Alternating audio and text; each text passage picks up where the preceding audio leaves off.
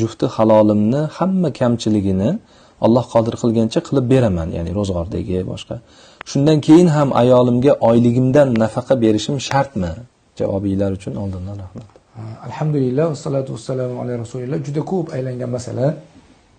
Ayol kishini nafaqani ichiga hamma narsa kiradi.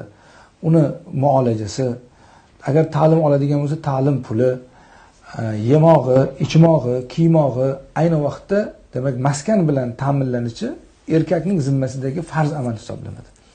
Erkak shularni hammasini qilib bo'lgandan keyin endi bu yog'iga ayoliga har zamonda ozgina mablag'ni berib, shu mablag'ni ham u ehson yoki o'zining shaxsiy ishlariga qilib turishligini ta'minlashi, demak erkak kishining qo'shimcha farz bo'lmagan, demak uning uchun muruat vazifasi hisoblanadi.